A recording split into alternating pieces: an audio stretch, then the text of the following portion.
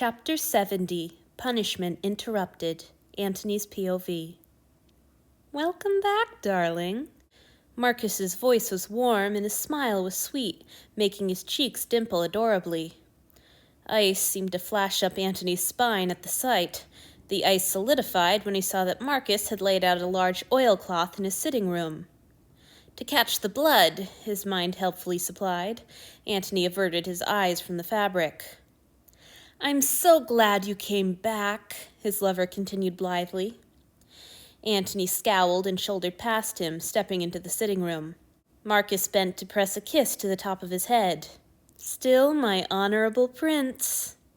Oh, stuff it, Antony huffed, hoping he managed to sound cross instead of terrified. Suit yourself. Marcus shut the door, and Antony tried to repress a shudder. Kneeling in a corner, Asao looked much tidier and calmer than he had that afternoon. He started to dip forward as Antony entered, but Marcus stopped him. None of that, Asao, he said, his voice level and cheery. I ordered you to watch, didn't I? Oh, no. Wishing he hadn't been so snappish a moment ago, Antony whirled to face his lover. Darling, please, you know how I feel about having someone else watch. Can't he go to the barracks for the night? Or he could stay with Hanyu in my room? Don't be silly, Annie. Your little pet might have been the one to tear in here, but Asao let him stay. Since you're so reluctant to let me punish what's mine, I need some other way to emphasize that his actions have consequences. There it was, the rage simmering just below Marcus's easy smile and careless tone. On the one hand, if he was so put out, it meant that Antony had succeeded. His lover would amend his treatment of Asao, if only enough to avoid killing him and triggering Felix's involvement. On the other hand, all of that frustrated fury was about to be unleashed on Antony, and the thought turned his bowels to water. With an audience, no less. Antony could only hope that Asao was less forthcoming with Hanyu than he was with his master. If Hanyu ever heard about this, well, Antony had already groveled and begged in front of him. It wasn't as if there was likely to be any lingering respect for him to lose. A brisk command had him removing his clothes. Why had he worn a shirt with so many buttons? It was slow torture to unhook them each, one by one. At least his hands didn't shake too visibly in their task. Antony folded his clothes as he stripped, piling them neatly in the corner opposite from Asao. Sana used to tease him for his obsessive tidiness. Gods, Antony could still hear them, grinning so wide their voice was a little strained. Why are you folding those? They're just going to the laundry. I thought you grew up with servants. Don't you know what we're for? Then Antony would snipe back that his servant couldn't even keep their own clothes hung properly in the closet, and somebody needed to make sure they didn't wallow in filth.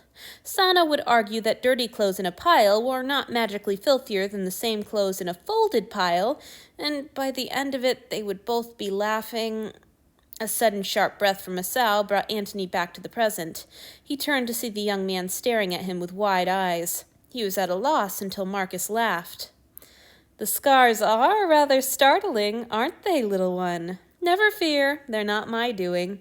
I know how to avoid leaving such an unsightly mess. Oh, please! Antony crossed his hands over his navel as he stalked back towards his lover. You'd have scarred me worse than this if I could still be marked.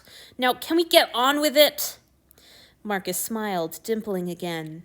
Your wish is my command. He had stripped as well, no doubt to avoid getting blood on his clothes. When he pulled out the little obsidian knife, Antony was grateful that he could no longer embarrass himself by going pale. He can't hurt me. In 3, well, maybe 4 days. I won't even feel it anymore. This will all just be a memory. I'll be fine. The maître did nothing to undo the knots in his gut. He hated that tiny knife more than anyone had any business hating an inanimate object. It was just so fucking sharp, and Marcus was entirely too skilled in its many uses. Sure enough, his lover leaned down, his lips piercing slightly in concentration, and drew the knife lightly over Antony's forehead, just barely slicing through the skin. Antony stood still, trying to keep his countenance neutral as Marcus cut a long, shallow line right over his eyebrows. Fuck! Antony hated when he did that. The knife was so sharp that the resulting cuts would heal in just a few hours, but they would make any expression that crossed Antony's face in the intervening time sting and burn.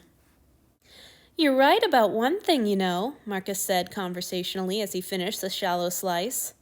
"Everything that's happened today was partially your fault. You've lost your mind over that ridiculous thing. How can you enforce proper behavior if you're too love-struck to punish him?"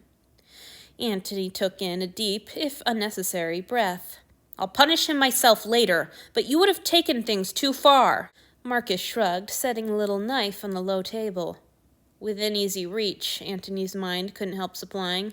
"He's not finished with the damn thing." "Don't misunderstand. I'm not complaining. I wouldn't have had nearly so much fun punishing him."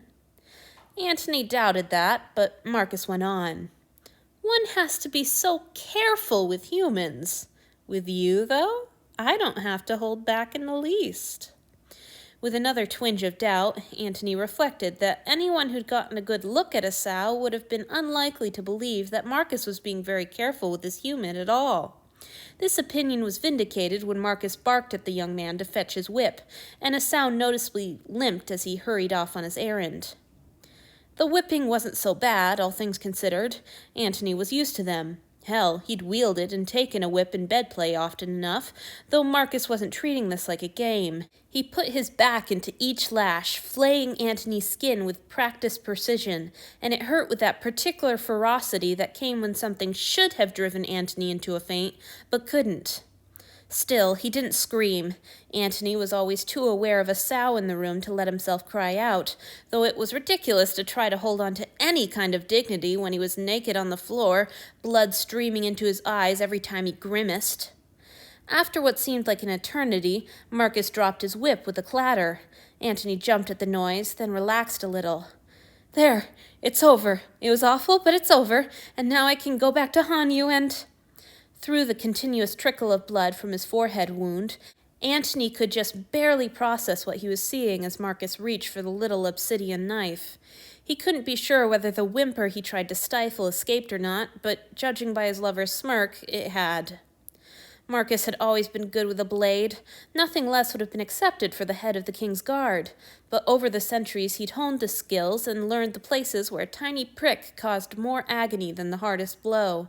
Antony had been the practice dummy for much of this experimentation, but even though he shouldn't have minded after all this time, he still quailed as the bigger man approached with that devilish blade looking so comically small in his enormous hands.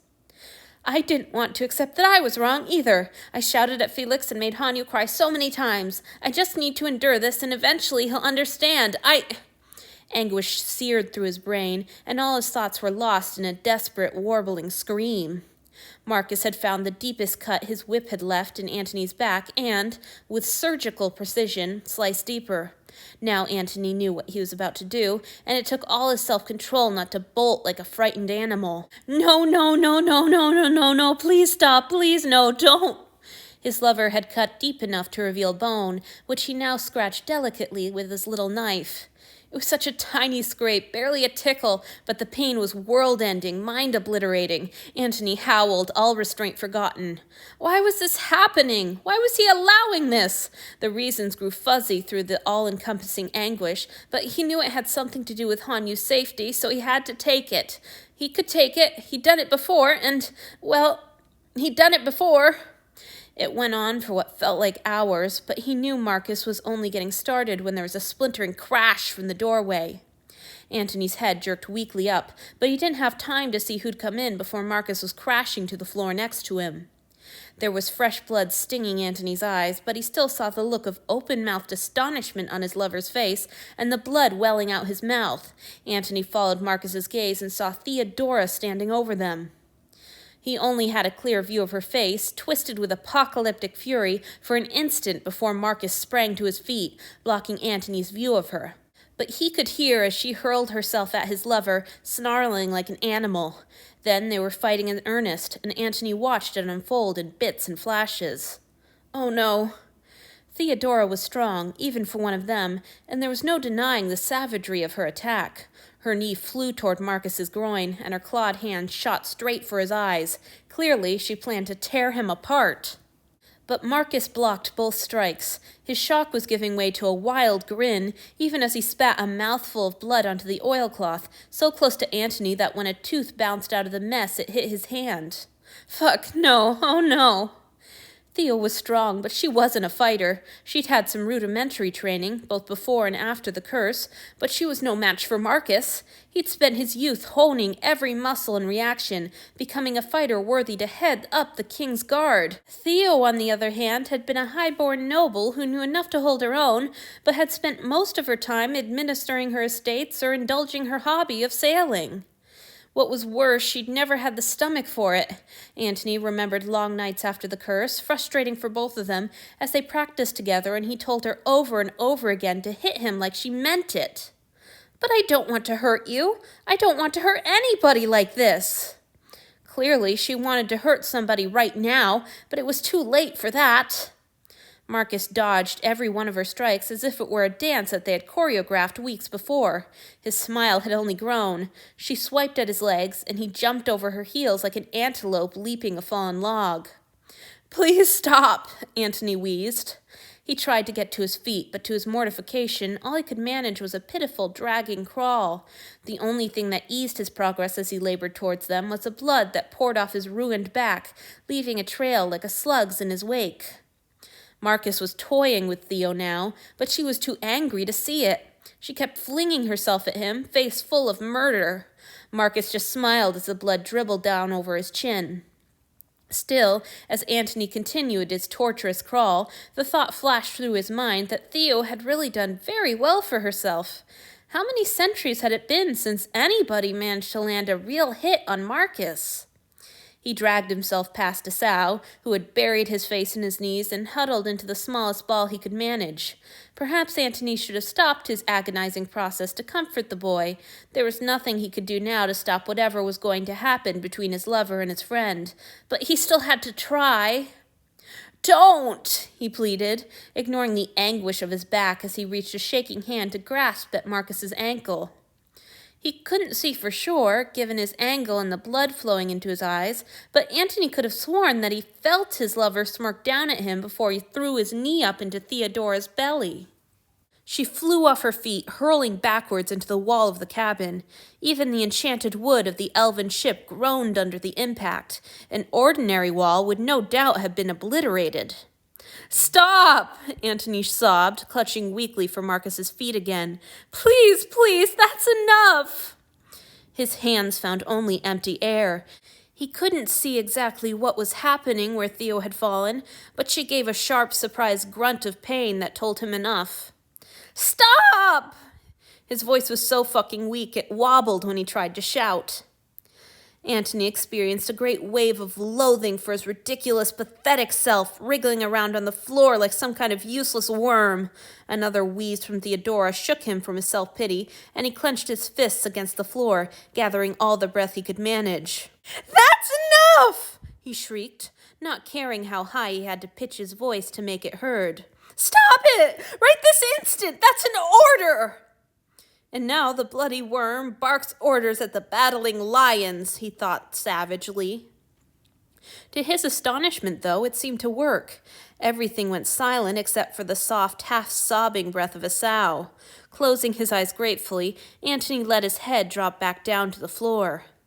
A moment later, hands were on him. He cringed away, barely suppressing a whimper, but the touch was soft, keeping to the unmarked skin of his neck. "Let's get you patched up, darling," Marcus said solicitously. Antony's mind reeled. What was going on? Was it all over? Had he hallucinated Theodora in the fight? But no, there was someone else stomping towards them. "Get your filthy fucking hands off him," Theodora snarled. Marcus sighed. "Theo, dear, you're misunderstanding. He agreed to everything I did." "What? No, he didn't. Who would agree to this?" Antony's eyes were already closed, but he screwed them shut even tighter.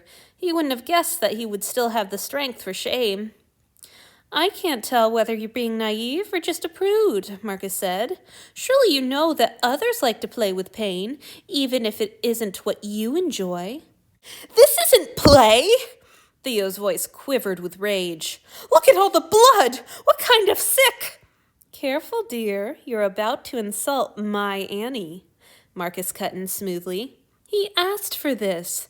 You needn't take my word for it, or even his. Asao and Hanyu heard him too.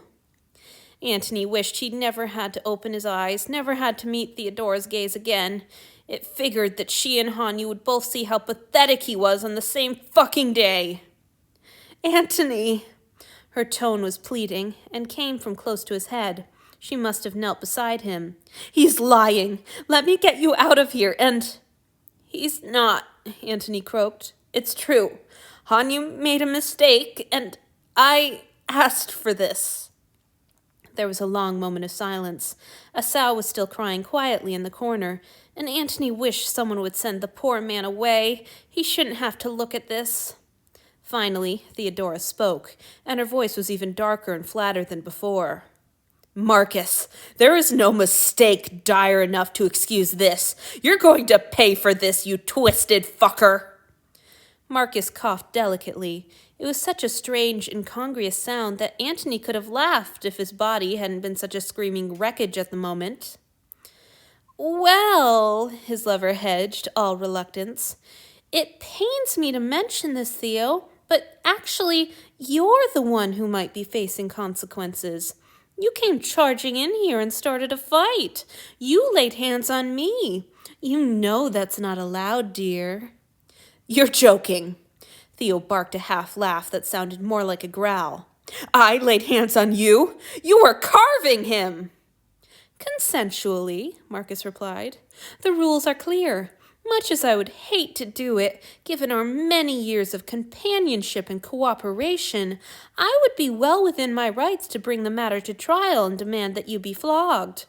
Given that the judge is also my witness, well, please. The moan seemed to come from the depths of, well, whatever chasm Antony's soul had left behind. He was far past caring about how pitiful his begging sounded as panic joined the pain and shame, rampaging through his body. How was this happening again? How did this always happen? Why did everybody always have to poke at Marcus, test him, aggravate him? Didn't they all know what would happen? Why wouldn't anyone listen and let Antony handle his lover? He finally forced his eyes open. Marcus and Theo were crouched on opposite sides of his prone form, and he cast his gaze despairingly up at the big man. Please, darling, he babbled, reaching a shaky hand to clutch at Marcus's knee. She didn't know. She thought she was helping. Marcus wiped the blood from his face with a gentle hand, clearing Antony's vision enough that he could see his pensive frown. I was attacked in my own home. Twice today someone has invaded my room without a moment's thought. Don't any of your friends have any respect for my rights, my peace of mind? Marcus, I'll do whatever you want.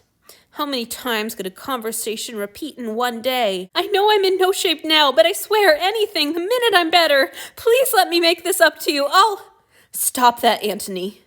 Theodora's voice was low and heavy, and he couldn't bear to meet her gaze and see what kind of expression that would accompany that tone. Do you think I'd rather watch you grovel to this fucking viper than to take a flogging? I'm taking you to Julia now, and when I'm done, he can have his precious trial if that's what he wants. To Julia? No, that was impossible. He never went to Julia with these sorts of things. He couldn't bear her scorn, especially not now that he had earned Hanyu's and Theo's. Antony felt even worse when he realized that he was in no shape to stop her. If she decided to take him to Julia's, that was where he was going to go. Can I just stay here? He whispered. I don't want anyone to see me. No, she said flatly. He looked appealingly to Marcus, who only shrugged. Sorry, darling. I don't want to have another fight with our dear friend Theo. If she knocked any more of my teeth out, well, that would make the decision about whether to call for a trial for me, wouldn't it? They'll grow back, unfortunately, Theo growled. Come on, young man, you too. I'm sorry I don't know your name, but I'm not leaving you here with him.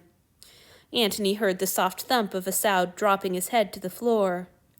Please, my lord, don't ask me to leave my master, he begged, musical voice rough from tears. Go on, little one, Marcus said, smiling indulgently. I'd hate to cause poor Theodora any more distress.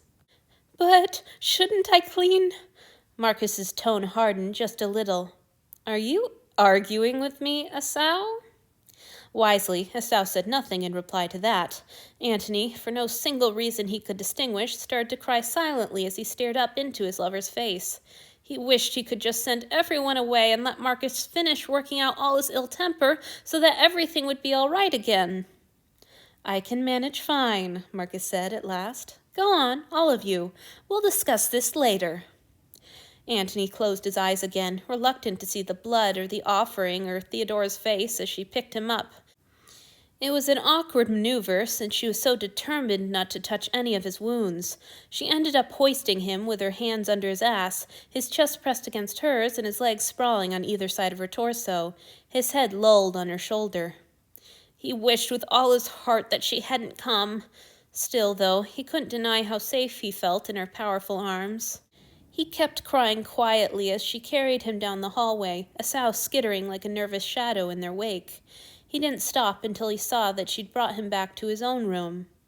He struggled a little when she made for the bed. The sheets! Fuck the sheets, she snapped, laying him face down on top of them. We have more. Asau, make sure he doesn't move until I get back. As Antony lay in a daze of shame and pain, the fogs of his brain were pierced with a sudden thought. Where's Hanyu?